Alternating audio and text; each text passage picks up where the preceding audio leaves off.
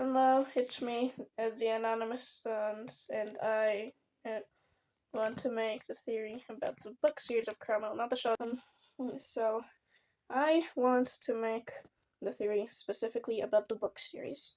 So, let's get started. First of all, the theory will not be about this. My theory will be about the 10th book, and we're the last one, called The End, ? So, first of all, the characters. So now Carmel, Robbie, all that. So, the theory that I'll start with starts by focusing on a character named Jane.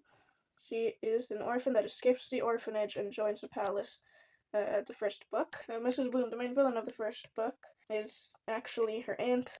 At the end of the first book, Mrs. Bloom, the villain, gets a bunch of gold from Carmel, but turns out after a month that gold, yes, it's real gold, turns back into the stones that it came from. She used part of that gold to pay a serious pirate slash businessman called Steel-Handed Vigo. So because she has to repay him, either she works as a maid for him, or she gets a 1-month chance to get a bunch of money to repay him, and if not, she will have to resort to being a maid or something on the ship for a very long time.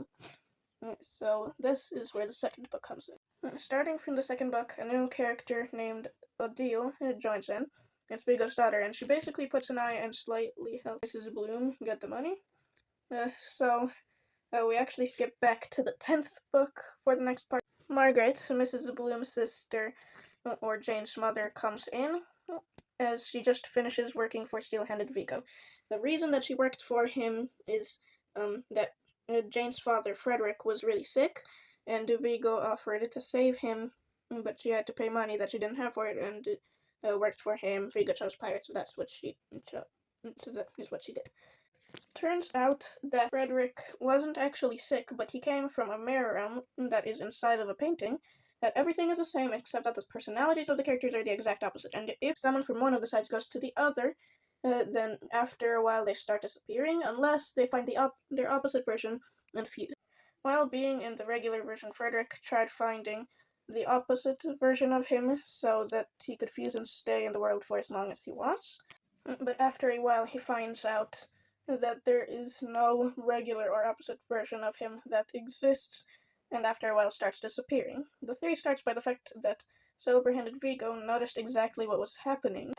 It's the only case in the entire book series that gets addressed. So my theory is how he knows this. Well, Odile's mother, or Vigo's wife, never gets mentioned, so my theory is basically just that she came from the opposite world, and Vigo started seeing the patterns again, and that is how he knew to bring Frederick